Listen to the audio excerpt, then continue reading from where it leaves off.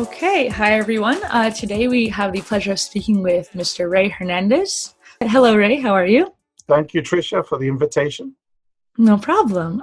So could you tell our audience a little bit about who you are and kind of what are you involved in? Okay. I'm currently an attorney, the most boring job in the world. Previous to that, I've been doing this for more than 20 years. Previous to that, I was a university professor for 6 years at the New School for Social Research in Manhattan and the City University of New York, also in Manhattan. And then before that, I had various administrative positions in the City of New York and at the City University of New York. And previous to that, I was a Ph.D. Candidate at the University of California, Berkeley. And then before that, I went to Cornell for a master's degree, and I went to Rutgers College for my bachelor's degree. So I'm an academic at heart. Many years of graduate education, and so that was me before my initial experience, which occurred in March of 2012. And that was where my wife and I had a joint experience with an energy being. She had been praying all night. Once she found out that our dog, our 15-year-old dog, had she suffered a cerebral hemorrhage, a stroke. She had been totally paralyzed. We had called our vet. We described the symptoms to her, and he said that she probably had a stroke. And because she was very sick beforehand, she couldn't run, she couldn't jump.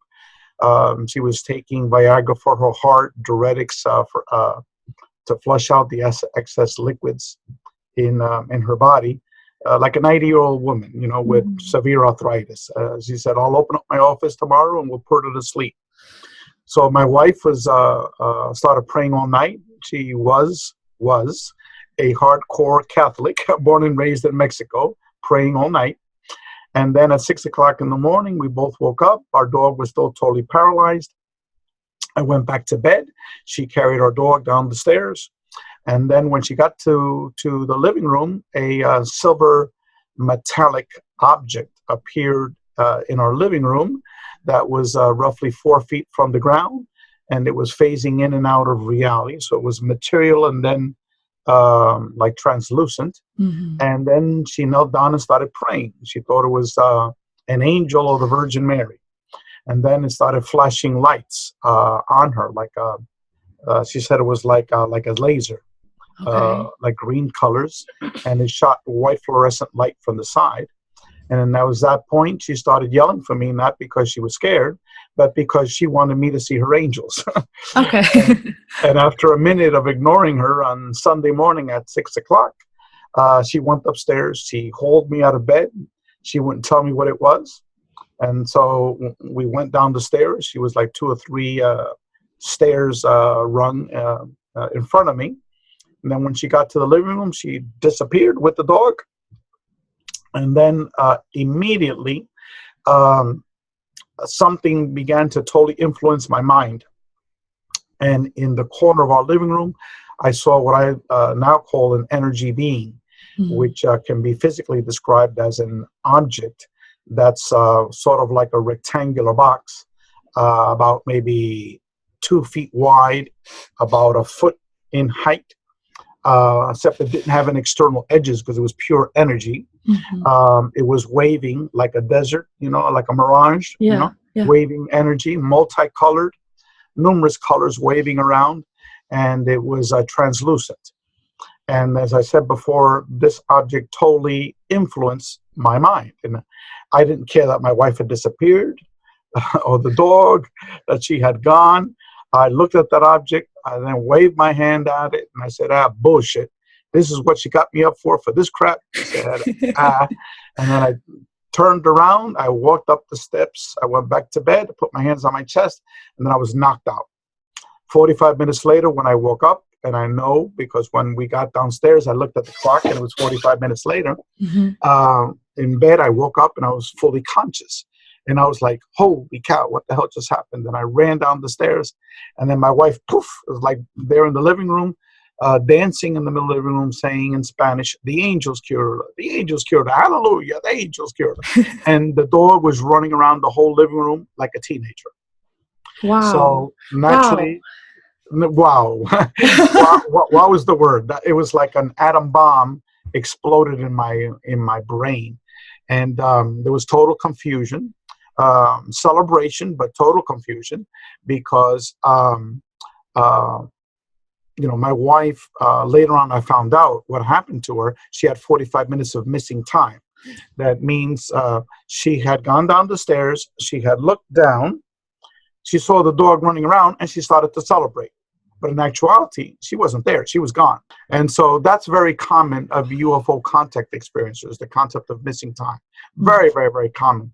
There was like half of the people that took our survey of over 4,000 people stated that. Mm-hmm.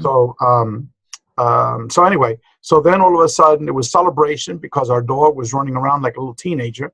And even before she had the stroke, she couldn't run, she couldn't jump, fully healed. So it was that celebration, but also this bewilderment. Now for my wife, there wasn't bewilderment because to her, they were angels, Mm-hmm. because she had been praying all night. Okay. And with her like programming of religious context, correct. Okay, they're angels. That's They're all that's angels. happened. Thank God, thank you, God, for showing me the angels. Mm-hmm. Now, the angels came back 2 months later in the form of a UFO craft for my wife. Okay. Wow. All right.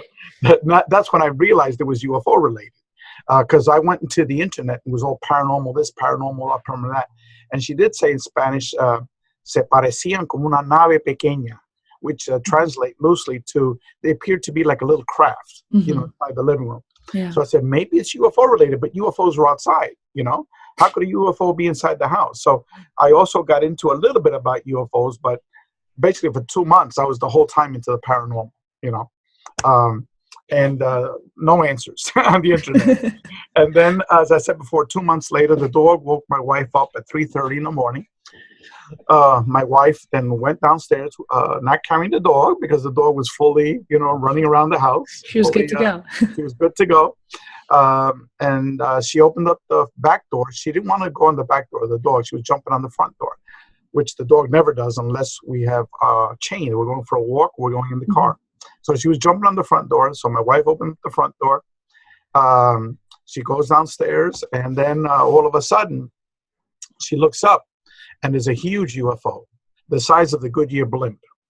Okay, she goes in Spanish. She goes to me, "Oh, my angels came and visited me last night. They came in a beautiful angelic craft that had stained glass windows, just like our church." And so when I asked her to draw it, she drew a UFO, like a blimp type of UFO. So that's when I said, wow, this is a UFO. It's UFO related. So then all my focus got into UFOs. Then about a month and a half later, she went to Mexico to visit her family. She stayed about a month with my daughter in Mexico. And she called down to see her angels. Mm-hmm. Okay. Now, thousands of people all over the world do that in masses, like in Mount Shasta, in the United States, they call it CE5, but I prefer the term HICE, Human-Initiated Contact Experience. And in Peru, Grupo Rama has been doing that since the late 70s, actually the mid-70s. And it's an effective tactic? Oh, yes, it works. I did it myself, and I'll tell you about that as well. And yes, believe me, people can go to ET Let's Talk, a website, ET Let's Talk. Mm-hmm. You can register there, and it's an organization that coordinates folks that are doing HICE initiatives, CE5 initiatives all around the world. So you put in your name, the city that you live in, or the zone area, and that'll hook you up with other people in your area. So you can say, hey, my name is such and such person. Have you done this before? Yeah, man, we do it every month. On the first Sunday of every month, we go out to this desert or to this mountain or to the whatever, and we all go out as a group. Want to join us? Hell yeah, And so anyway, there she called down to see her angels several times, 3 times, and 3 times they appeared. Okay. One time it stopped airport traffic in Veracruz. which is a major city in Mexico. Okay, that's where her family's from. And that was in the newspaper, and I have the copy of the newspaper article, and in the telecast, the news. Okay, Wow. and we had that That's information incredible. as well. And so anyway, and then twice it was seen by family members, where she called the craft her angels to appear at 9 o'clock, but they appeared at 9:30 while they were on the road, leaving Veracruz to go to the capital called Jalapa. And you have to go through rural roads, and that's when it appeared. This bluish craft descended from the sky, came close, beamed down a blue light from the lead car, because it was two cars, all of her friends. They all saw the blue beam of light in the craft. And then the blue beam descended up, and the craft just shot off. So everybody saw that, including her sister that was driving the car, the two nieces that were in the back seat, and her friends that were in the car behind. And they were all, Witnesses to it. witnesses. There were two dentists, there was an architect, and there was a lawyer. Okay, all friends of hers in Mexico. So, and then one time she saw these three beings, human type of beings, but she said it had like a little pointy head, bald head. They were dressed in white monk's robes. She said they were 7 to 8 feet tall. And she didn't get a good glimpse of their face, just like from the side. And she said that they looked like humanoid. 7 to 8 feet tall, that were at a distance of maybe 50 feet away from her, that floated like a foot off the ground right in front of her. And they did that for 30 seconds and then disappeared. So now, she's definitely a heavy contactor, or contactee, I'm sorry. For a short period of time, for about 9 months. Mm-hmm. And so did you have any experiences that were anything similar to that? Mine was started in September. This is 6 months after the initial experience. My wife had just come back from Mexico like the week before. Okay, she didn't tell me any of this information. It was only after I had this experience with this big gigantic UFO that she then opened up and told me everything, because I was just like a maniac on the internet, just researching UFOs and typing away. Reading all these UFO books, because, I had zero interest in these topics beforehand. And I didn't know anything about this. And I was like, what the hell is going on? You're looking for answers. And so anyway, I was waiting for a friend of mine to give me some papers, and he was late, and I was waiting and waiting. Then I remembered this African-American man, his name is Prophet Yahweh. He was speaking Hebrew and calling down a craft. This is in the middle of the daylight. He had a little camera, and there was one that I remembered that he had an embassy camera crew with him. And they were joking, with him, making fun of him. But all of a sudden, this little UFO appeared, and it was on the NBC camera, videotape. And they had the audience on the TV, what do they call it, the host for that TV show. And they were like, okay, back to the studio. Like, just cut the recording. Let's keep cut the recording, because they saw that this stuff was real, And so I remembered, this, and I said, what the hell, I'm waiting for my friend. Let's kill some time, let's give it a go.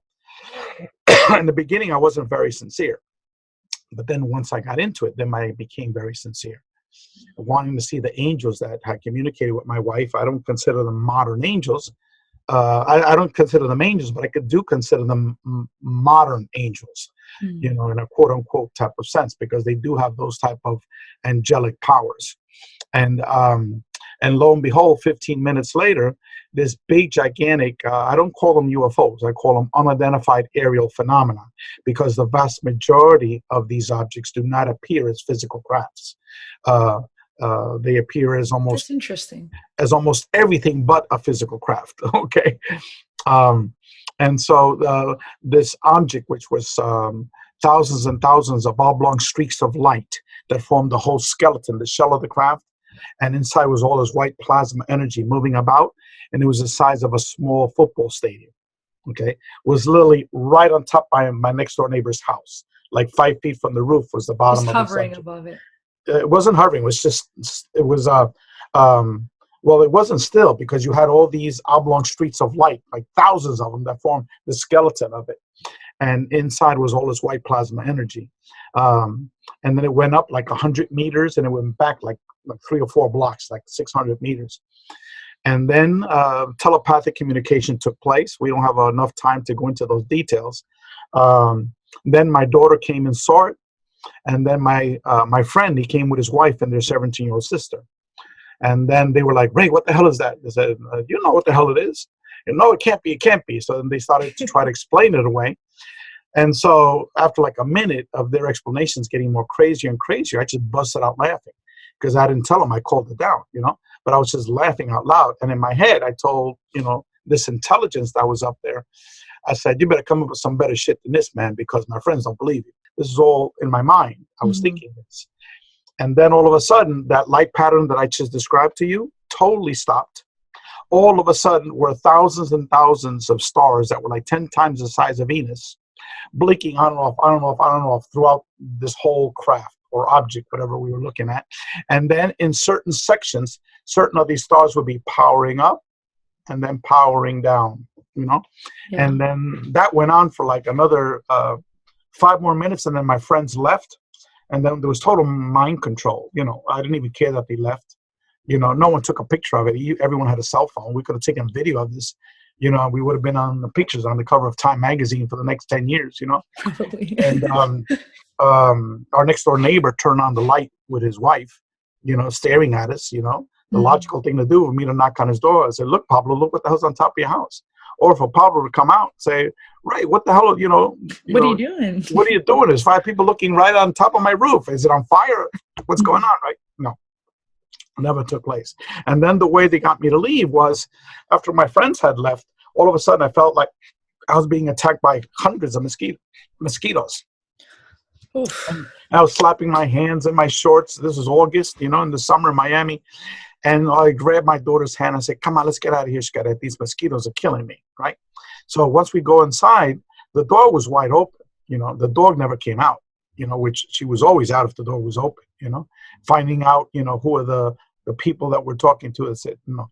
And then my wife was like, when we came in, and then we told her the story, and she goes, oh, how nice, which is totally abnormal. Like she was coming out of a trance. And I told her we had to come inside because these mosquitoes were killing me. So then my daughter goes, Daddy, there were no mosquitoes outside. And when she said that, it's like the hypnotist snapped his finger and I woke up and now I was fully conscious. Okay. Now I was fully conscious. Okay. Before I was like it's like a certain a barrier that you can't cross over that barrier. To think logically, okay. Yeah, that logical part was just kind of that it was a certain you can't take a photo, okay, because that barrier is there because they control it. You can't think logically of why your friends are leaving and question it. Pablo with the door, you can't question that. Oh, these mosquitoes, you can't question that because yes, they were mosquitoes. You're just very, very present during that entire experience. No, like almost hyper. You're being influenced. Okay, your mind with you're being influenced. Okay, like for example, I knew I was being attacked by mosquitoes. Okay, but yet I didn't have any mosquito bites, any mosquito marks. Usually when a mosquito would bite you, you're still scratching. Yeah, you'll know. There'll be physical. No, physically they have it. It was nothing afterwards. And then my daughter told me there were no mosquitoes outside. Okay, and it was after it was like something snapped in my mind. Now I was fully conscious. And I was like, holy shit, And I ran downstairs. I grabbed my camera, my video camera and my professional camera, and I ran outside and poof, nothing was there. Okay. Because your mind was totally captured. And just like and that's when I realized later in my living room why I acted that way. Because for 6 months I said, why did I act that way? Why did I go, oh shit, to my wife, this is what you got me up for this, junk, I couldn't understand why. I'm an educated man. I'm highly rational. I'm scientific. I was, why did I act that way? Okay.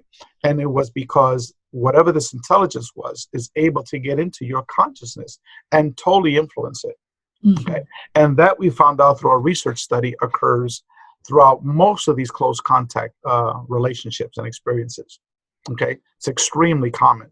And many times they make you forget things, or when you remember things in bits and pieces. You don't remember everything, at once. What was the emotional state that you were in when you're under this kind of, I guess, Oh, interference? Is it we a very were neutral feeling, or? neutral. To me, it wasn't like I was thinking. Hmm. I was just acting. You're just Okay, there. Hmm. just there. And then when we were watching that object, I really didn't have a lot of thoughts come in my mind during that whole time. It was like we were watching the 4th of July, and we were just like entertained, like, wow, wow, look at that power up and power down. Wow, you really weren't thinking. You're What just an being, experience. you're just reactive. You're being entertained because part of your consciousness is being influenced. Okay. So anyway, if your listeners can get through that, okay, and not call me a BSer, after all that experience, just to let your listeners know that that's happened to thousands of people all over the world. So after that experience, I'll skip the next 6 months because that's really bizarre. Okay, we really don't have a lot of time, but that's how they taught me spirituality. They brought me through a series of near death related type of experiences. I'll tell you very, very quickly. Okay, after that experience, the next day I saw a video on near death experiences. All of a sudden, I went crazy and I ordered like 20 books from Amazon. Okay, and that's all I did. 8 hours a day. After after I had 5 books left, I would order 20 more. Then 20 more, 20 more, like Just that. digesting everything you could find. Yeah, but then the last 2 months, it was 18 hours a day. I wasn't doing any work. Wasn't watching TV, wasn't going to the internet, had no social relationship with my wife or my daughter. I wasn't shaving, I wasn't showering, I had zero hygiene. My wife said that she was going to be leaving me, that I had to go see a psychiatrist because I'm mentally ill. And I just to let you know where it went. There's 18 hours a day just reading these 8 NDE books until 3 days, December 21st, December 22nd, December 23rd, 2012. Okay.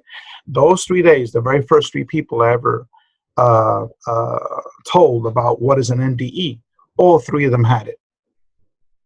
Okay. So what are the statistical probabilities of the very first 3 people you ever mentioned NDEs to? All of them had it. And then the first one was my daughter's pediatrician.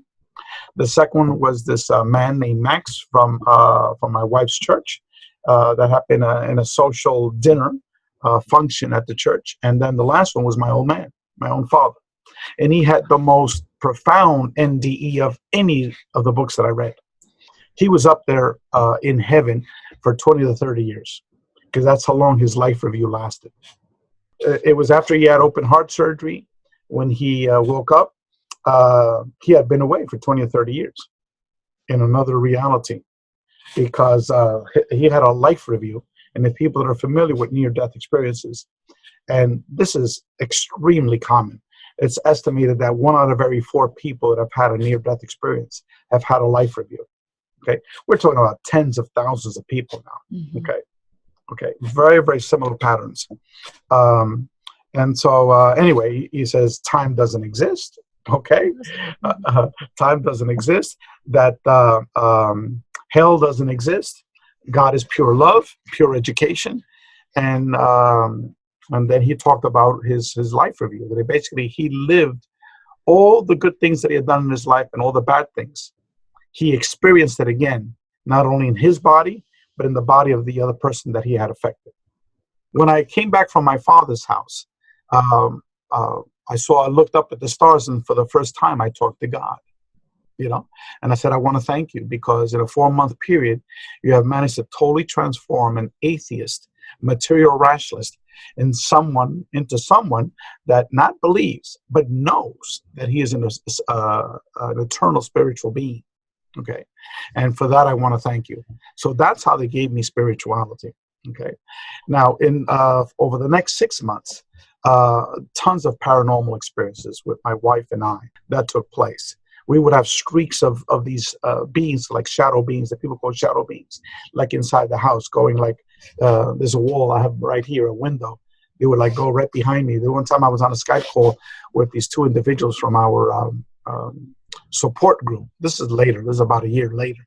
And they saw like a streak of a person right behind us go right through the wall. And one of the ladies, like on your end, was screaming, "Ah, Ray, what the hell is that?" Don't worry, it's just a shadow being. So it was these types of experiences, synchronicities. Like we were going to the very first UFO conference. This was in the first week of May of 2013. Okay, this is a few days before free. Before free got started. Okay, a few days before. So my wife was, the air conditioning is not working. We're not going in the car. The air conditioning is not working. We're not going. And so I would have the air conditioning full blast. It would be cold as hell, and she'd be yelling, screaming, and fighting. And every day was the same thing. And so I just said, "What the hell with it? I'll bring it to the mechanic, right?" Because she wasn't going to go, right? So I bring it to the mechanic. Goes, "Ray, thank God you didn't take that car up there, because it was a 3-hour drive. The whole engine would have exploded, and so it was stuff like that was happening, and with me as well. And so how the organization got started, I was driving in the middle. This was in May, like the May 7th or something like that, 2013, middle of a traffic jam heading into downtown Miami, listening to a radio interview on the public radio station here in Miami.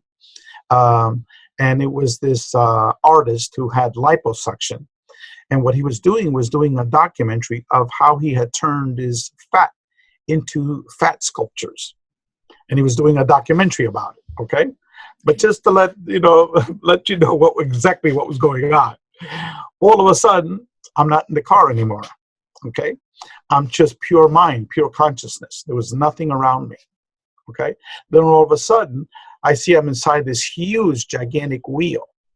And inside the wheel was like different spokes, but it was all videos, like images. And what they were is what I now call the contact modalities. All the different ways that humans are piercing the wheel and having contact with non-human intelligence. Like in one section of the wheel, one spoke of the wheel, for example, was near-death experiences, out-of-body experiences, UFO contact, channeling, communication with ghosts and spirits, remote viewing, hallucinogenic contact, mystical meditation. You're meditating, you pop out of your body, that sort of thing.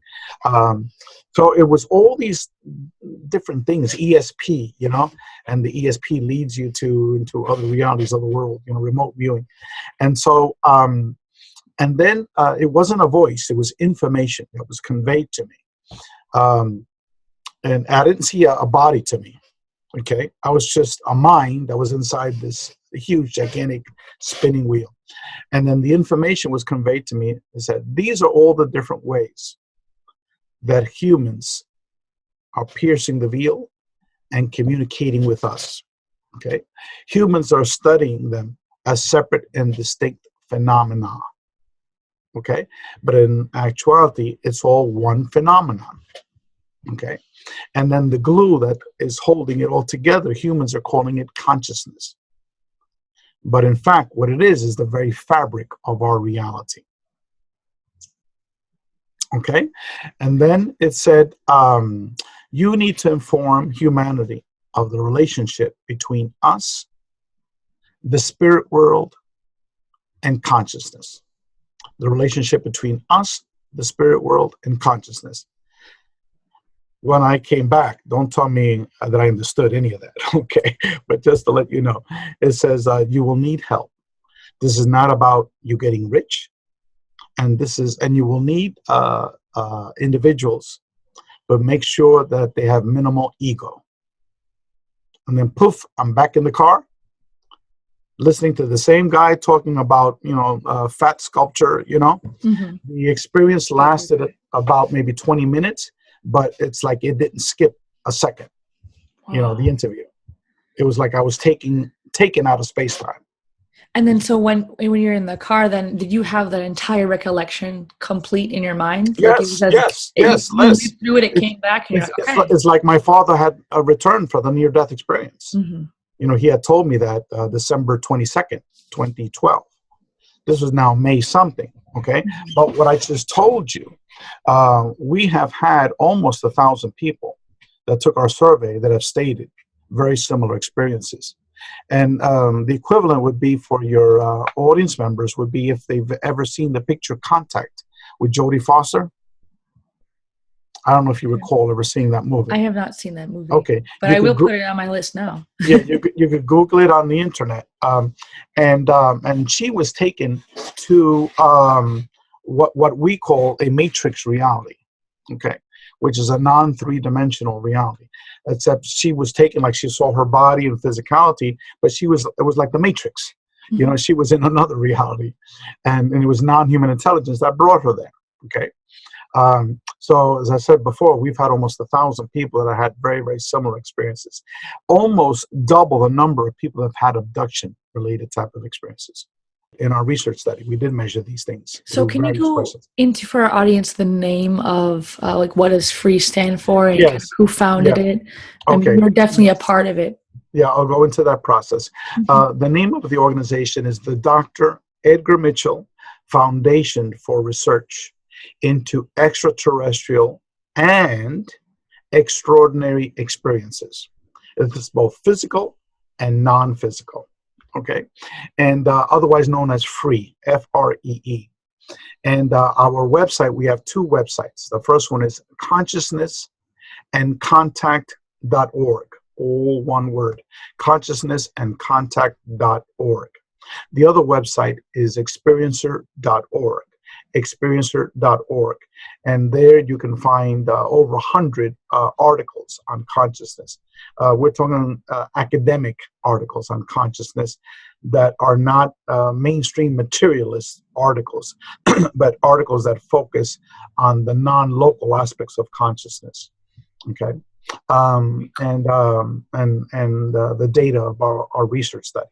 Now, how the organization got started. Okay, when I got home that afternoon after having that experience, okay, I got an email from Mary Rodwell. Now, Mary Rodwell is a researcher in Australia, and she has probably worked with more UFO contact experiencers than anyone in the world, more than 3,000 individuals. Very gifted intuitive as well, okay?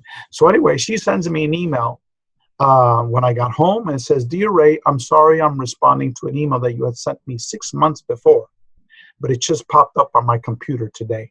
And so what happened was I had sent this email out to like 10 very famous names in October. Now, Mary's email popped up on her screen, not in October, but in May of 2013, 6 months later. And that's what she said, "Dear Ray, I'm sorry I'm responding now, but it just popped up on my computer today." So what I did is I took advantage and I said, "Well, you ain't seen anything, you know. This is what's happened over the last 6 months, all these crazy experiences. And today, this is what happened." So immediately we got on Skype and we had a very lengthy conversation to like 1 or 1:30 in the morning.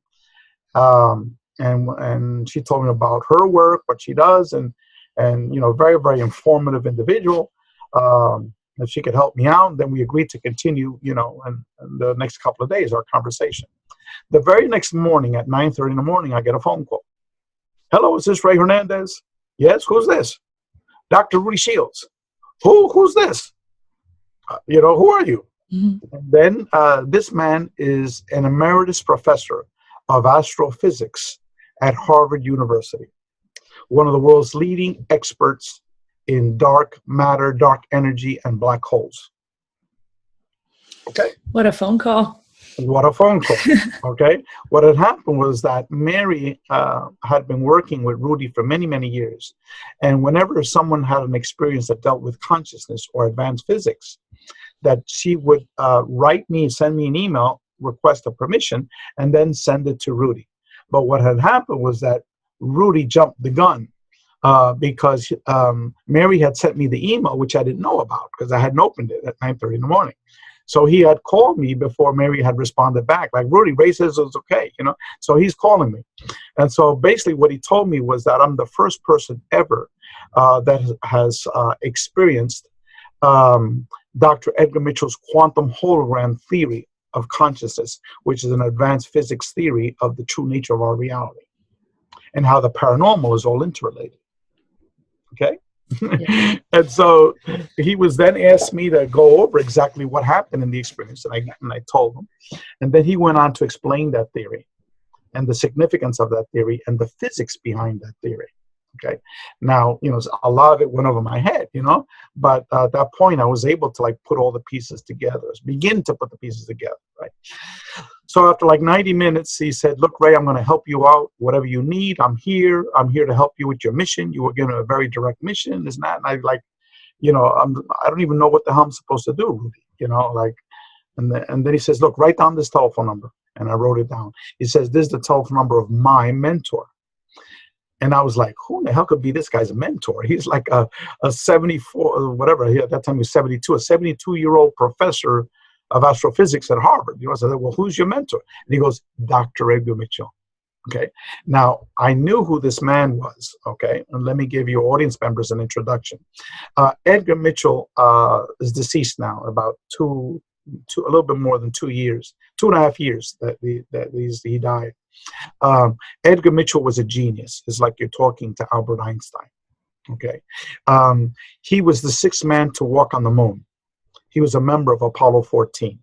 Okay. He had a Ph.D. in aeronautical engineering from MIT. Okay. He was the one that saved the Apollo 13 crew in that movie with Tom Hanks. Mm-hmm. I don't know if you've ever seen that. I have. Edgar told me he was 3 people in that movie. Okay.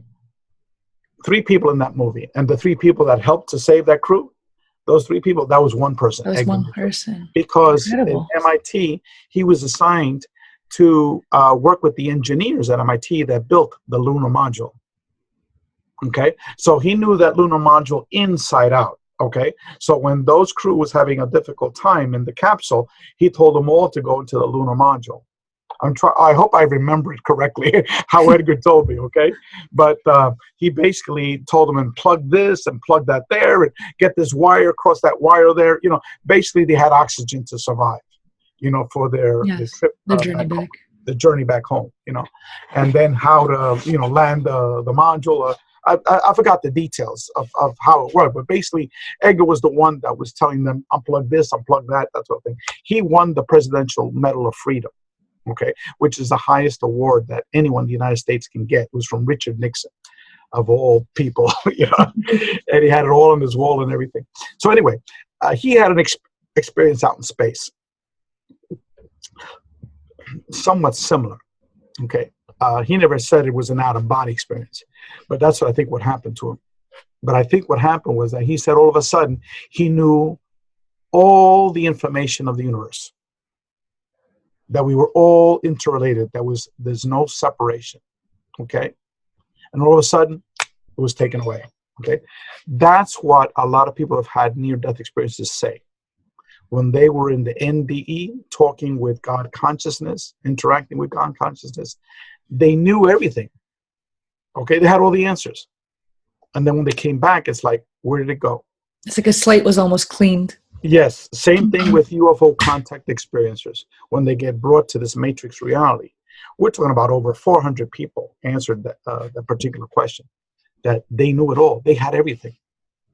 Okay, all of a sudden, it was like it was gone, but they knew it. Okay, same thing happened to Edgar. So when he came back to Earth, he was like, "What the hell just happened to me?" So he began working with a lot of academics or philosophers, religious scholars. And then after a certain period of time, a religious academic said, Edgar, that was into Eastern religion, Eastern philosophy. He said, Edgar, what you had was called a Samadhi experience, where it's this instant flashback of knowing everything. Okay.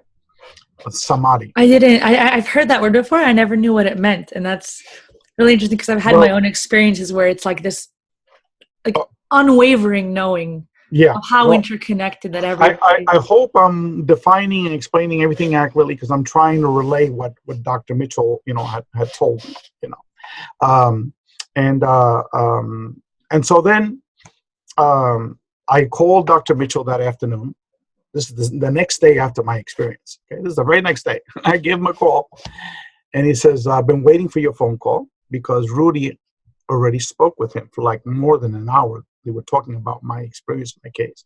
He says, what are you doing tomorrow? I said, I have nothing planned. Would you like to come by my house? Okay. So I took a day off of work. I drove 90 minutes to his house in Lake Worth, Florida, and I spent the entire day with Dr. Edgar Mitchell, where he basically opened up everything about him, about his pony, about the paintings that his mother drew, how he grew up in Roswell, New Mexico, how he was there when that supposed UFO craft had landed, about all the cosmonauts had paranormal experiences in space, how all the US astronauts also had paranormal experiences in space, how he was a test pilot for Chuck Yeager's group, how he learned how to fly at the local airport.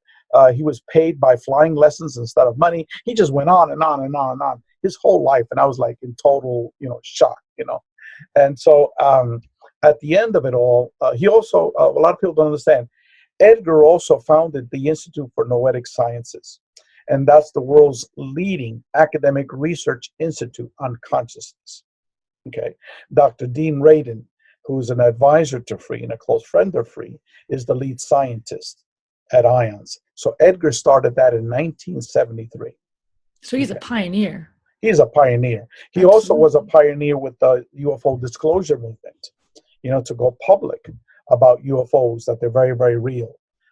He talked about other astronauts and pilots that had seen UFOs, about the witnesses in Roswell, because he knew all these people in Roswell. Okay. When he returned back to Roswell in 1973, I think it was, all these old timers came out of the woodworks. Edgar, can I talk to you? He goes, sure, in private, and then there they would tell all the experiences disclosing their own of the Roswell incident.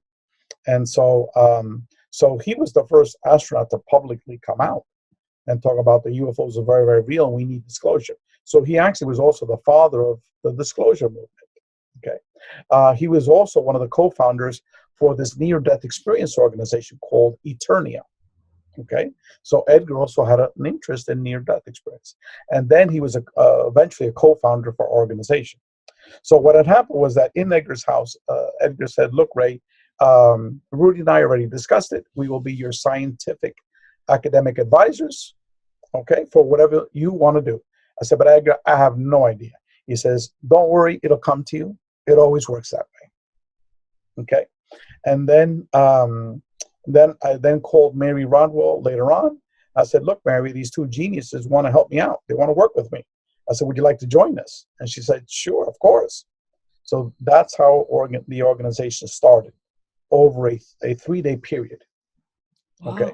That's a journey to get there. Orchestrated by this non-human intelligence. Because again, what are the statistical probabilities of me meeting these 3 people who I'd never met before over a 3-day period, and then the organization being formed? Okay. It was just meant to happen. They orchestrated it. That's what a lot of people don't understand. We're not dealing with some type of physical being that's 1,000 years ahead of us. Okay, we're dealing with a non-human intelligence that is more than likely interdimensional, and that's able to manipulate space-time. Okay, so this is much, much more complex than anyone thought it is. Okay, so anyway, moving on with this whole process. Okay, and so later on, I woke up on a Saturday morning and I had like an epiphany of what the hell we're going to be doing.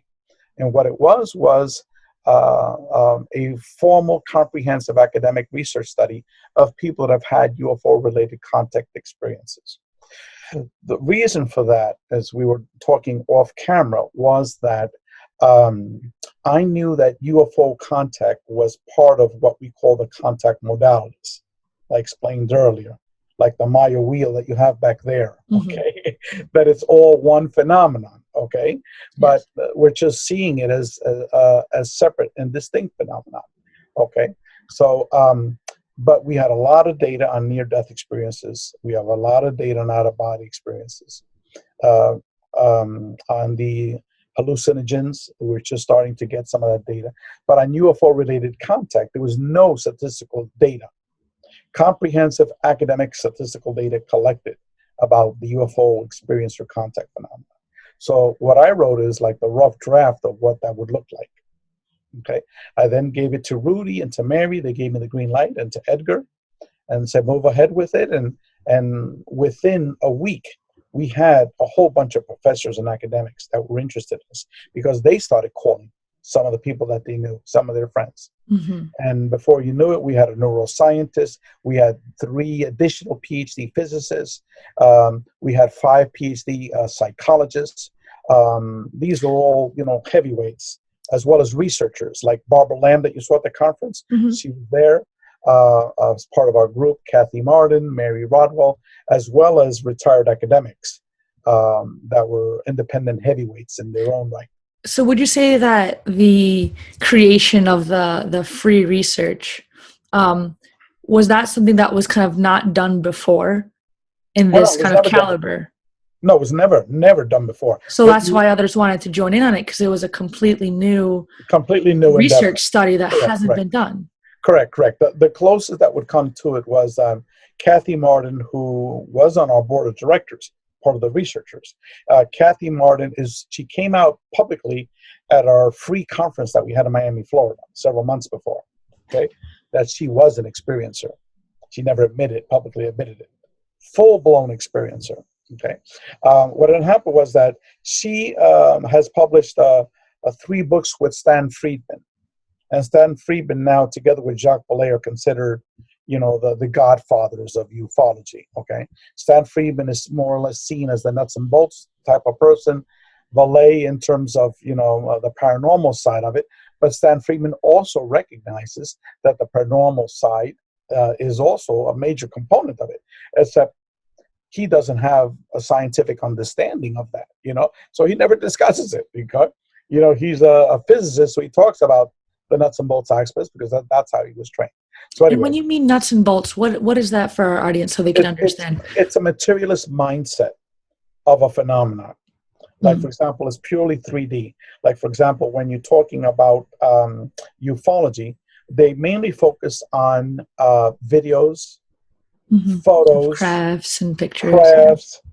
Pictures. If there's any metal objects from the craft that people say, oh, this came down from the craft, or when they talk to the witnesses, it's basically the witnesses describing the craft, okay? But not the witnesses describing their experiences. So it's very kind of stuck in the physical 3D aspect of it. Okay. But the people that work with experiencers, they know that the physical aspects is not really the fundamental primary aspects of it. It's really the whole paranormal aspect of it. But they never had the data, okay? Kathy Martin, let me get back to her again, with this other lady who was also a member of our advisory group, Denise Stoner. They did an academic research study about 5 years ago where they took 50 people that had abductions, and they asked them 50 questions. Okay, that was it.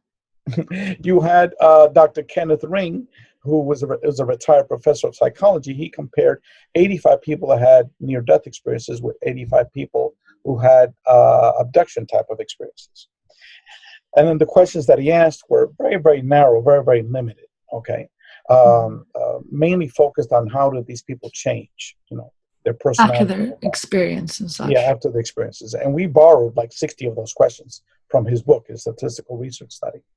So what we did is we developed 600 questions, quantitative questions. We also developed 70 open-ended qualitative questions. Okay. To answer the quantitative sections, it took you pretty much at least 5 or 6 hours to complete them. Okay. For the qualitative, the writing, it was several days to complete those, if you were doing it seriously. And we wound up with over 10,000 pages of written responses to these 70 open-ended questions. So now we had, and then we publicized it. I won't give the details, but it was all over the world. On Facebook, over 500 Facebook sites. Every 2 weeks, each of these 500 Facebook sites got a notification of the research study. We were on hundreds of radio interviews over a 3.5-year period. Emails, thousands and thousands of emails were sent out. So everybody knew about the research study.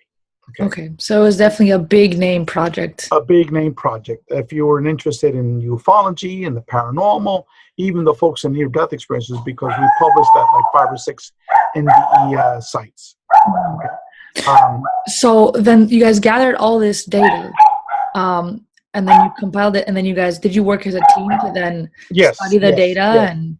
Yes, it was a team of understand both academics and non-academics, but people that were researchers in the field. Then in terms of analyzing the data, then we had a much smaller group because this was hundreds of hours of this work. And so the main people that worked on that were basically the academics, the retired academics. Dr. John Klimo was a retired professor of psychology. He's one of the few academics to specialize on the paranormal. He supervised over 75 PhD dissertations that were on the paranormal. Okay. Wow. So we had one of the heavy hitters in the world as part of that group.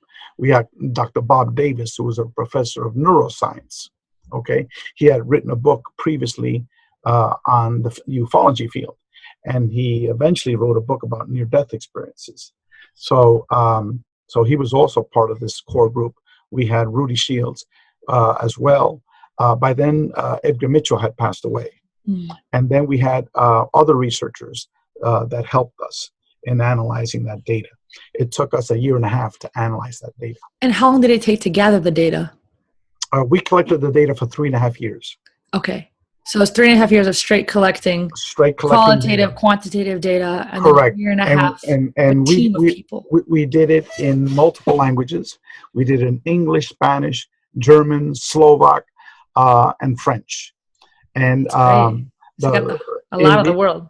In the English language, we received over 4,200 responses from individuals from over 100 countries.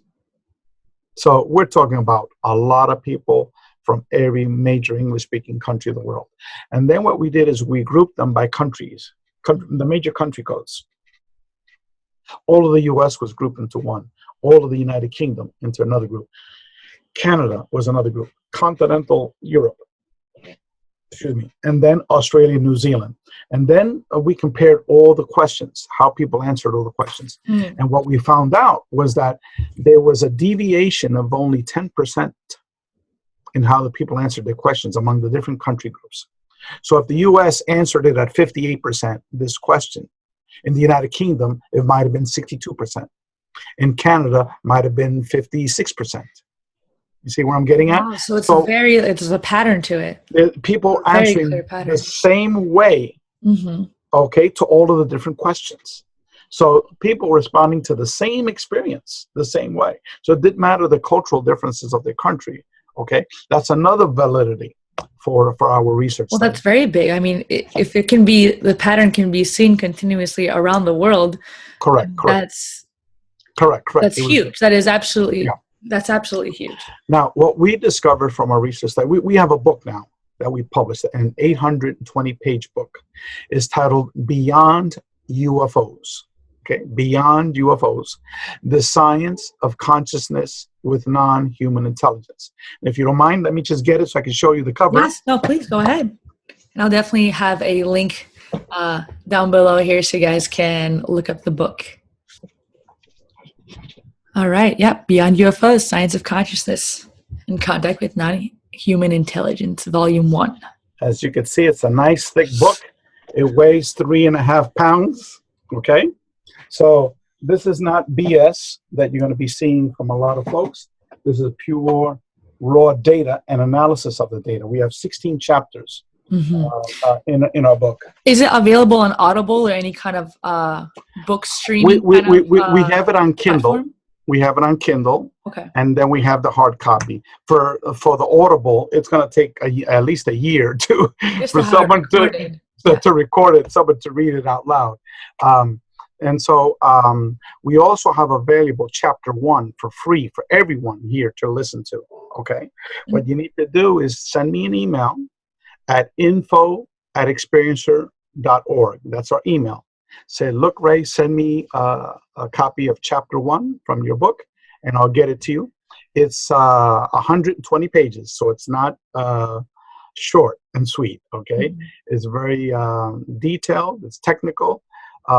It's written semi in an academic ease. Some people found it difficult to read, but we tried as best to write it in, for the lay audience. I thought it was pretty understandable. The amount that I had read, you can understand what's going on. It's not too academic, but it's also, you definitely understand that it's coming from an academic space.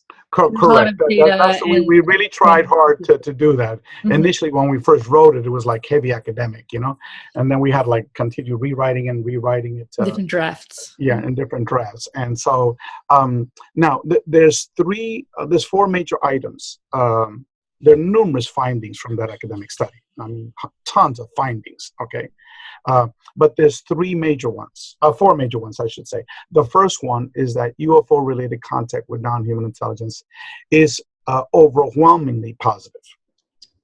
Okay, and that's not what you see on the internet or the movies. Typically, or the movies or anything like that. Quite a different story. We fully documented it. Okay, so if people want to know the details, request to see the chapter. I'll send you the chapter. You can see for yourself. We only present like maybe 4 or 5 questions that deal with the positive aspects of it. But in our research questions, we asked over 20 questions that dealt with that.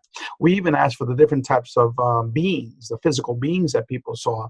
How would they categorize that experience? Positive, negative, and neutral. So we even got to see for the actual being that you associated with. Wow. So you guys had that much data where you could say, okay, did you see like a light being or just a shadow figure or even like a reptilian or something? All of those. Let me give you some specifics here. Okay. The number one type of being seen by individuals, this was 812 individuals. This is when we cut it off at 3,200. We now have over 4,500, okay? But at that point, this was in, I believe it was April of 2017, we cut it off. So as of April 17, we had 812 people that had contact with an energy being, okay? That was 55% of the people that took our survey. So we're talking 55% of the people, okay, that answered this question. The type of non-human intelligence encountered and the response to the question, how would you describe your experiences with these entities? And the responses are positive, negative, or neutral. And then, so that was number one, the energy being, okay, which is not talked about in ufology, okay, but that's number one. Number two, the human-looking being at 52%. Humanoid. No, not humanoid, human-looking being. Human-looking, okay. Yeah, they might have a difference in size, okay? And also, some might have blonde hair and the blue eyes, the Palladian types, Others are just, they look like Zeus or Thor with a big beard and very strong and muscular, but it's basically human, okay? And then the humanoid would be, it's got a head and 2 arms and 2 legs, okay? Then there's the short grays, that's at 51%. They're like 3 to 4 feet tall. Then there's the tall grays, okay? Oh no, next is the spirit and ghost form. That's at 47%. The tall grays, 5 to 9 feet tall at 33%. The hybrid at 26%. The reptilian at 25%. The insectoid or the mantid at 21%. The small animal type at 15%. The large animal type at 13%. Now, the number one type of being is the energy being at 55, the human looking at 52, then the short grays at 51, then the ghosts and spirits at 47%. Now let's look at the negative, okay? How many of them said it was negative? Energy being, only 7% said it was negative. The human looking being, 5% said it was negative. The short grays, from what you go to the internet, all you see these little evil gray beings, it's a pretty common. Cutting your belly up, taking your fetus and all these things, 11%. Okay. Now the people had experiences with short grays, 751 people. Okay. That's a hell of a lot of people. Okay. Only 11% said it was mainly negative. Did you notice in the studies if there was any kind of correlation that if someone saw a certain being like 20 times, let's say, versus just once? Did you guys divide the study also into the frequency of contact? Or if there were any factors that played into like why someone would see an energy being much more highly than a gray, or were there? Okay, yeah. Let me just go over some of these other questions about positivity, whatever. The people that said it was mainly positive was 66%. Neutral was 29%. Negative was 5%. Okay, overall, these are the thousands of people who had these experiences. I'm curious if the positivity that people felt, was it because that it was just more frequent, was a more frequent experience for them? Yes, we do have that question. We do have that question. Let me scroll over. Because that probably would have a different kind of effect if you've seen something more than once versus correct. That's exactly what we found. For example, like the reptilian beings. Okay, there's certain people that saw reptilian beings just once. The vast majority of them. Okay, and 22%, only 22% said it was negative. The main reason was because the physicality of it. They were like, 8 feet tall, 7 to 8 feet tall. They were like 500 pounds, extremely muscular, the head of a crocodile, a long tail, and usually at close quarters they would appear, close surroundings, and people were just scared shit of seeing this. Because they're just so unusual compared to like what we're used to seeing. Like a human-looking being. If you see a human-looking being in front of him, some people say, "Oh, that's Jesus Christ," or another human being. You wouldn't be scared, okay? But if you saw this 8-foot crocodile that weighs 500 pounds in front of you, you're going to freak out, and that was the vast majority of the 22%. Okay. Now, what we also discovered was the more experiences you've had, the more positive it became. We asked experiences of the frequency of the contact, and we have like a bar graph that showed, 1 time between 2 to 4, 5 to 7, 8 to 10, 11 to 20, more than 20 times. And that clearly shows the more times, the more positive your experiences are. Why? Because you overcome your fear. Okay, because in the beginning you're scared shit when you're having these experiences. So if you've only had it once, it's going to be more on the negative route. Then. And then that's completely understandable. But the vast majority of people see it numerous times. Okay. Also, what we discovered was that as time passes, your experiences change. We didn't document it by actual questions, but in the written responses, what we found out was that many people started off with grays, with short grays. Then later on in life, no more experience with the short grays. Now it's with these human-looking beings or these energy beings. Okay, like my friend, he had an experience. His first physical being that he saw was with a little gray. Okay. And then after that was that all these experience with these beings in robes, he said, "Ray, I had Thora come by my house the other day." And this is a guy who's a retired federal drug enforcement agent. His wife is a PhD psychologist. His daughter's a PhD psychologist. And they were all experiencers, okay? And so highly educated man, very responsible positions, and I had Thor to come by my house. Well, what did he look like? Well, he was like 7 feet tall, very, very muscular, had a white robe on, like a tunic, and he had a long beard. And he says, "Alberto, you've been thinking a lot about death," because he's in his mid-70s, And he said, "Well, let me show you what death is like." And he brought him to the whole transition to death, like a near-death experience. And he says, when you die, you got to go through the light. Because in the experience, they stopped him right at the light, Yes. He says, you got to go through the light. And the whole time explaining to him and everything, So that's just an example of being brought to another matrix reality, and having a physical, human-looking being that be the catalyst for a lot of this, okay? So, wow. So that's anyway, amazing that you guys have data that shows of just the diversity of the different beings. No. We've got tons of data. It's a whole book full of data, And so number one, it's an overwhelmingly positive experience. We asked if you could stop your ET contact experiences, would you? So if this was just a horrible experience, wouldn't you have like 95% of people said yes, make it stop?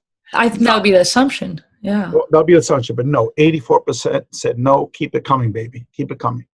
84%. Wow. Okay. Even if they thought at first maybe it was a negative experience, they're like, I don't want to stop it. Like. Correct. I don't want to stop. Majority would say. No, because the majority now say it's positive. Remember, it's only 5%. Yes. 5% said it was negative. Yes. Okay. Now, it says, do you believe ETs, non-human intelligence, are bad, malevolent, or evil? Okay. 91% said no. Okay. Now, this is not circulating in the field of ufology. So that's the number one major finding. The number two major finding, okay, is the total and complete positive transformation of the psychological profile of the experiencer. Okay. as I mentioned earlier, we had borrowed like 60 questions from a book that Dr. Kenneth Ring, who is the world's #1 academic on near-death experiences. He also was one of the founders of the International Association of Near-Death Studies. Okay, Dr. Raymond Moody published a lot of tons of books on near-death experiences. They were basically like a collection of anecdotal studies. What Kenneth Ring did was that he then turned a lot of this research into academic books, okay, about this phenomenon. And one of them was a statistical academic book where he compared 85 NDE experiences with 85 abductees. And roughly half of those questions were, 1/3 of the questions dealt with how do these people change, okay? So we incorporated those questions, and what we found out was we duplicated his findings. His finding was that 85% of both groups, both the NDE experiencer group and the abductee group, underwent a complete profile change of the person for the positive, okay? For example, the question is, since I first became interested in my UFO contact experiences, okay, the question is, did this particular tendency, did it strongly increase somewhat, has not changed, decreased somewhat, or strongly decreased? Okay, now let me go over the tendencies. Okay, let me go over the ones that increased, strongly increased. Okay, when you add strongly increased and increased somewhat, these are the categories that from our questions that were over 80%. Okay, over 80% of the people said that it either strongly or increased somewhat. Okay, so an increase. My desire to help others, my compassion for others, my appreciation of the ordinary things of life, my sensitivity to the suffering of others, my concern with spiritual matters, my desire to achieve a higher state of consciousness, my appreciation of nature has, my spiritual feelings have, my concern with the welfare of the planet Earth, my understanding of what life is all about, my personal sense of purpose has, my conviction that there is life after death, my acceptance of others.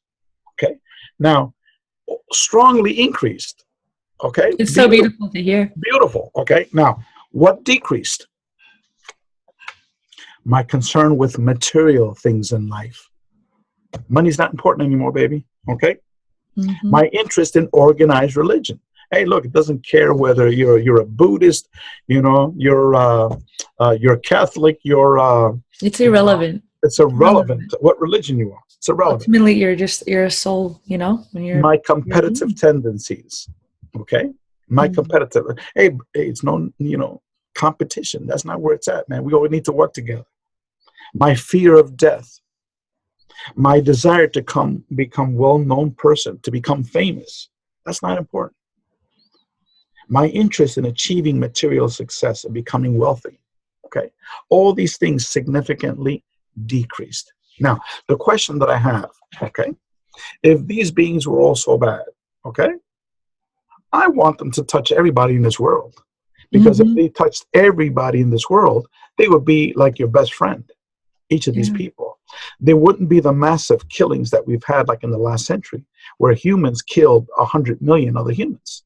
Would there be? It'd be a whole different society. A whole different society. So it's really interesting with those findings, because if you look at the general programming of society, I mean, the movies that come out, the general vibe of when someone has that kind of experience, it tends to very much be negative. You know? And the truth is that it's not. It's the total opposite. What they're doing is they're slowly changing society an individual at a time. Mm-hmm. Okay, now my issue is do it to everybody. Okay, do it to everybody. Do you think the world is ready for that, though? Well, these experiencers had a lot of trouble, a lot of trauma getting ready for it. Mm-hmm. There was a period where I turned to alcohol for 5 days straight after a particular series of experiences that dealt with reincarnation in past lives.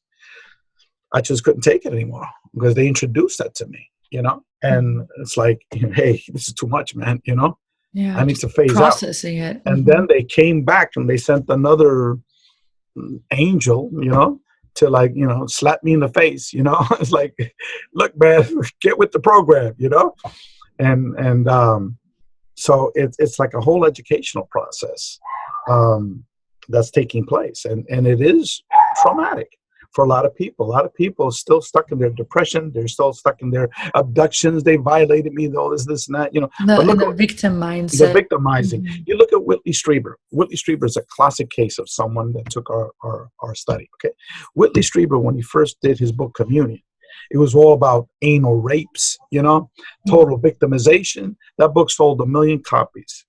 Okay, why? Because fear sells. Yeah. Okay, now he's all Mr. Love and Light, that he's an eternal spiritual being. He communicates with his deceased wife. Okay, his last book, how many copies did it sell? Very little. Okay, you're not going to get a Hollywood movie, a Hollywood movie studio picking up an option, for his last book. Why? Because he's totally transcended to the love and light side, to the spirituality side, because his experiences have been spiritual. Okay, pretty much for the last 15 years of his life. Okay, but yet no one talks about that. All they talk about is the victimization stuff that happened early in his career, and how he saw it, his experiences, which they were frightful. Okay, like so many people, these can be very frightful experiences. Okay? But what our data shows, that in the very beginning, 38% of the people that had experiences, 38%, almost 4 out of 10, saw it as very negative. Then all of a sudden you had 5%. So it's all these experiences that occurred that changed these people. Okay, they were all able to overcome their fear. And that's what, with more exposure, and just with more exposure, the different experiences became more positive. Then reflecting back, look, when that little being put me on the table, was examining me, it was just maybe a physical checkup. They were just checking to see, my condition, to see if we're exposed to certain toxins and things of that sort. Just like if you have pet animals in a ranch or something like that, you bring them to a vet for a yearly checkup. That and so people began seeing their experiences like that. Like, look, they really didn't harm me. Because they have a better understanding of it then. They have a better understanding of the phenomenon. Also, because they're for the vast majority of these people, their experiences changed. They stopped having these physical checkups by these grays. Then it became more with these human-looking beings, these energy beings, these spirit-looking beings, where they're being brought to other realities, given lessons. Okay, but yet that's the side that's never been talked about in ufology. But that's the side that we fully documented in our research study with data, with actual numbers and data. Okay, so that's number 2. Okay, the transformation of our major findings. Medical healings. Do you know that 50% of the people had medical healings? I did not know that. 50% on your doctor was healed from experience. I can only imagine the kind of healing that could be done for a human being. I mean, cancers, documented cancers. Okay, people had like stage 4 cancer, fully documented with hospital records and everything. All of a sudden, a purple orb, which he captured on a video going into his body, a purple orb showed up, went into his body. We had like a whole bunch of people. In our book, we document the 3 people that had orbs that went into their body and totally healed them instantaneously. One was an ordained minister, Reverend Michael Carter, African-American man, graduate of the New York Theological Seminary. He's written like 2 or 3 books on angels in the Bibles, after these experiences, highly intelligent and articulate man. Okay, look him up, Reverend Michael Carter. Listen to some of his interviews. He was released from a hospital, and this is all documented, okay, with a blood clot. He had one leg twice the size of the other. He was injecting himself on a daily basis with Coumadin, I think is the drug. It's like an anti-blood clotting medication. And then like a day or 2 after he was released, he had lots of pain in his leg. And being a good reverend, he starts, praying, right? And all of a sudden, this Palladian type of being, he says, it was a big brother. He was like 7 or 8 feet tall, dressed all in blue with blonde hair and blue eyes, He goes, a very Nordic looking brother, you know. and then he said, all of a sudden he opens up his hand and there's an orb. I think it was like a purplish orb or a blue orb. I forgot which one it was. He said all of a sudden the orb went into his body. Okay. And then the being dematerialized right in front of him. And then he started quivering and shaking, you know, because energy in his body. And then after that stopped, like a minute or two later, you know, I think he was knocked out. Okay. When he woke up, all of a sudden his leg was the same size as the other leg. No pain whatsoever. He said he could have run a marathon. Okay. Wow. Now, we've documented that with almost 850 cases of medical healings. With the healings that have happened, did you guys look at people who have had healings when they were under hypnotic, like past life regression? No. Or does it all have to be when they're conscious, like awake, like, no, conscious. Like right now? When we asked the people, to take our surveys, not based upon hypnotic regression. Mm-hmm. If you had a hypnotic regression, we told you, we don't want you to tell us about your experience or that particular experience that you got from hypnotic regression. And why is that the case? Well, let me go on. No channeling, okay? Only conscious explicit memory. That's it. Okay. Now, the reason for that is, okay, I took a 2-hour Dolores Cannon class on hypnotic regressions. Does that give me the right now to go and to hypnotically regress people? And for you all of a sudden to... A 2-hour course? No. Okay. Now, even a lot of people that do hypnotic regressions, even Dr. John Mack, who was a trained medical doctor, trained in doing formal scientific academic hypnotic regressions. He said hypnotic regressions are a major problem with that is leading questions. Okay. Leading questions. If you're biased to begin with, you're going to be leading someone in one direction. Okay. There's a video that's out there of Dr. David Jacobs and Bud Hopkins doing hypnotic regressions, and you could see one leading question after another. This one person even stated that even before they started the regression, Jacobs was talking about the other person that he had interviewed the week before that also had an experience with a reptilian being, and it was all negative. You know, because this person he knew was having experience with reptilian beings. Okay. Oh, so he was already putting that in the exactly. Okay, I feel like there's definitely a difference between being the professional within the hypnotic regression there's also field and then also implanting already ideas and biases. Yeah, but there's a fine line. You have to know how to do it. Even if someone is a professional and unbiased, okay, then you have the client who is all of a sudden you've been reading for 10 years, all the bullshit on the internet. Okay. So finally, after 10 years, you're going to be hypnotic regressed. Okay. What are you going to be bringing forth during that regression session? All the 10 years of you being influenced by the internet. Okay. Okay. Well, what do you imagine? What do you think? Well, I think I'm on a table. Well, what do you see around you on that table? You know, you see where I'm getting at? I can see that. I mean, my understanding might be a little different of hypnotic regressions because I just know people who have done it, and it seems like it's truly a genuine, sincere experience. I'm not dismissing it. Okay. We're not dismissing it. Hypnotic regression is an extremely useful tool. Okay.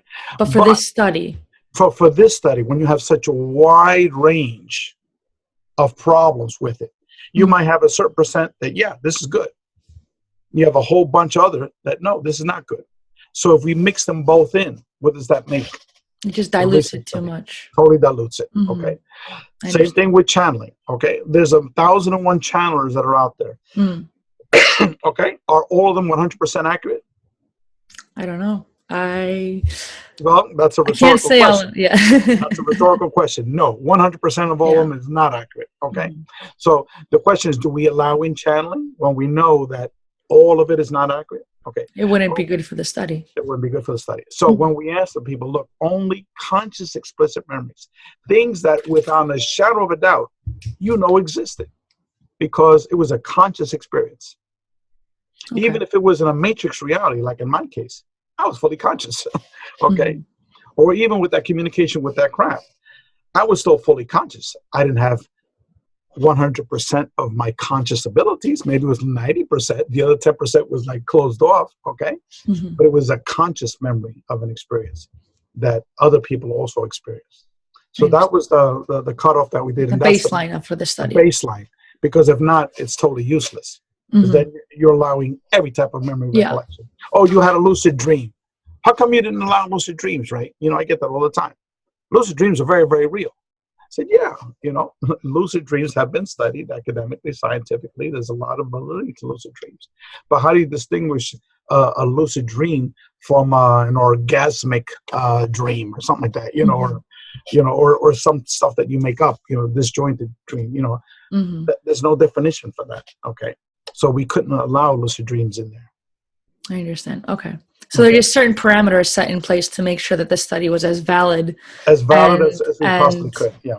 As possible. And not that we're dismissing these other things, you know, that it's just that in the type of study that we can do, you can't mix apples and oranges. Yeah. No, I understand. Okay. Right. That's good to know. It's really good to know. Yeah. Now, number 3. Okay. What we discovered was that the contact experiences was primarily not a physical experience, even though there are physical aspects to this. Like you see a craft, you're physically seeing a UAP in the sky. Okay. There's a being, you are physically seeing a being in front of you. Okay. All of a sudden, a book is like gliding across your living room. You're physically seeing it. You're like, what the, you know, is that, you know, that sort of thing. Now, but the vast majority of the experiences are not physical. The vast majority of them are paranormal related. Okay, ethereal related. Let me go into some of those things. Okay, for example, 80% of the people that took our survey had an out-of-body experience. 80%, 8 out of 10. We're talking huge. That's numbers. a very large percentage. Okay, very large percentage. Okay, huge numbers. Okay, 37% have had a near-death experience. Wow. 37%. Okay, medical healings, like I said before, 50%. Medical healings. Wow. And were these healings, do you know if the healings were like the people were conscious of like an ailment that they had? Yes, or these are all conscious experiences. No, this is I know, not healing via a lucid dream or anything like that. Okay. So they knew they had some kind of ailment, and then it was just suddenly just gone. Yeah. Or there were some cases, for example, where all of a sudden, you know, you had this big gigantic cut on your hand. It's all infected, and and all of a sudden you had a lucid dream where you remembered like this being came to you, not consciously, but via lucid dream. But then when you woke up, everything was all healed. Okay, so it was like you remember consciously before and after, but the actual experience, you know, you might have experienced in a lucid dream. Okay, so there's lots of those that take place, but not the vast majority. The vast majority were conscious memories of the healing. Interesting. Okay. Now, the other thing is, did your experience involve some type of telepathic or thought transference or direct knowing being given to you by non-human intelligence? 78%. Okay. Almost 8 out of 10 people, like in my case, you know, given direct information. Have you ever had contact with non-human intelligence in a matrix-like reality? 50%. Okay, over 1,000 people, 50%. Have you ever had a past life memory? For example, memory of your consciousness in a previous life? 66%. 2 out of every 3 people. Have you ever seen what can be described as a ghost or a spirit? 76%.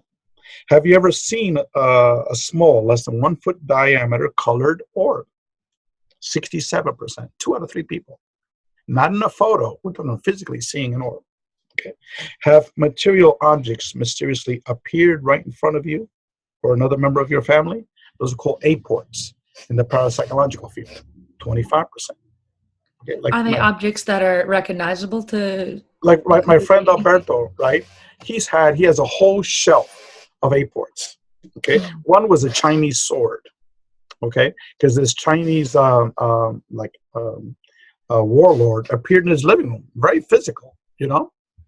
Told him his name, told Alberto's name in his past life, that he was his adopted son. His father was killed in a battle, so he raised him. It was his brother. His brother was killed in a battle, so he raised him. That's his nephew. Told him his name, you know, his Chinese name. Said, if you don't believe me, go look it up. Go to the library. Look up everything that I'm telling you, okay?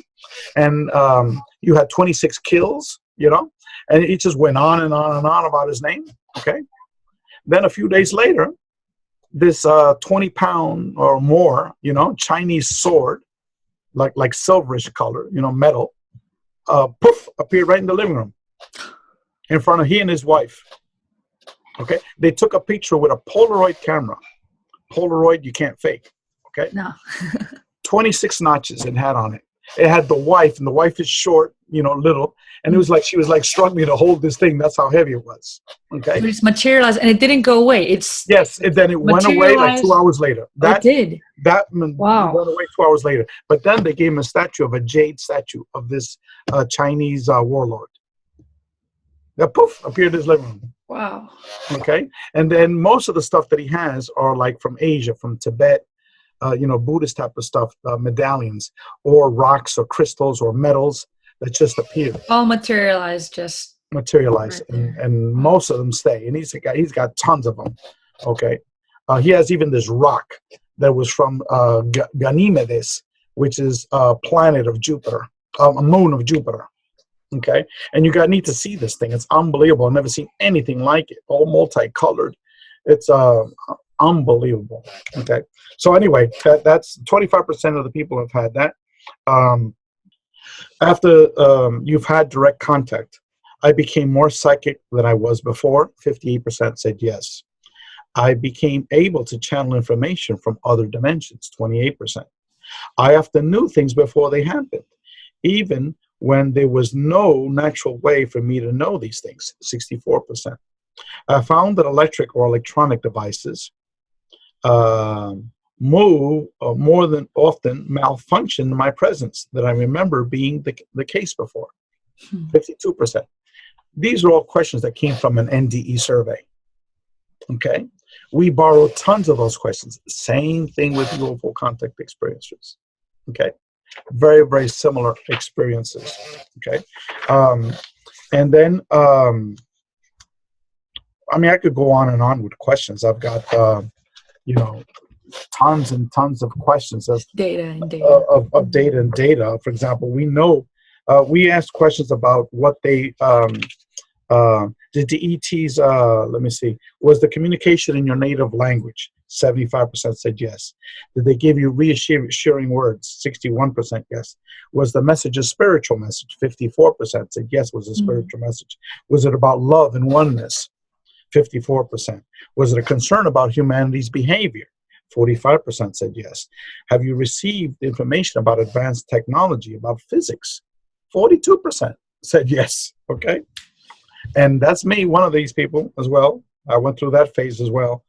Did they give you information that they want you to share with others, like they gave me? You must inform humanity. Well, 41% said yes. Did they give you an environmental message? 39%. Did they give you a message about parallel universes, a multiverse, multiple universes? 31%. Message about what death is like my friend Alberto, the story I just told you, 30%. Okay. Did they tell you about the concept of time? 30%. Okay. This whole question of reincarnation. Okay. Tons of questions about reincarnation, soul journeys. I could go on and on and on and on. Okay. So that's number 3, is that these phenomena, the vast majority of the experiences that people are having, they are having physical experiences, but it's a tiny portion. The vast majority are these paranormal type of experiences. And that's what's never discussed in the nuts and bolts materialist ufology. Now, number 4, okay? These experiences involve a manipulation of space-time. Okay. Now, what does that mean in layman's terminology is that what happened to me is all of a sudden I'm in my car, I'm listening to this interview. I'm taken out into another reality that involves space. Okay. And then my father, he was gone for 20 years. And in my case, it was 20 minutes, but yet we're returned instantaneously. And my father was like 3 hours after the surgery, but yet he was gone for 20 years. And in my case, it was instantaneously. Time didn't pass. So, the kind of work that you guys have done is, yeah, like you said, it hasn't been done before. Yeah. So it's truly fundamental for the whole community, but also outside of it, just for human understanding. Correct. It's again, it all started by me trying to ask what the hell happened to me, that day, that March in 2012, and then these experiences lasted for like another 2 years, and then pretty much stopped. Occasionally, you'll get some weirdness, just to remind me of certain things, something would happen, but it was basically the first 2 months was like nonstop. So it was me trying to find out what the hell's going on. But it's not just me, it's happening all over the world. There are people that are having these experiences. So we're documenting it for the full time. Our approach is that our organization is not a ufology organization. We have zero interest, as I said, in the nuts and bolts approach, in reviewing film and footage. Videos and footage and all that nonsense, and talking about Roswell for the 5,000th time in the 20th annual UFO conference on Roswell, things of that sort. We're having these people to continuously speak about these papers, these military papers tell us that Eisenhower had a contract with these little grays. All that time is the same bullshit is being repeated over and over again. Okay. Mainstream ufology over the last 70 years, I always ask people, they're, mainstream ufologists, I said, what has mainstream ufology given you over the last 70 years? What has it given you? What have you learned? Okay. And, they're able to give a couple of little responses here and there, but basically it's not much. Now, over the 5-month period that we did our research study, what have we learned? A significant amount. Okay, we learned a lot. We learned a lot. And the key to understanding the UFO-related contact phenomenon is consciousness. And that we live, in a non-3D reality. That we live in a multiverse. And that this intelligence, whatever this intelligence is interacting with us via these interdimensional reality. And it also is interplaying with all of the contact modalities, near-death experiences, out-of-body experiences, remote viewing, communication with ghosts, spirits, etc., etc. We all know that it's interrelated because the experiences are very, very similar type of experiences.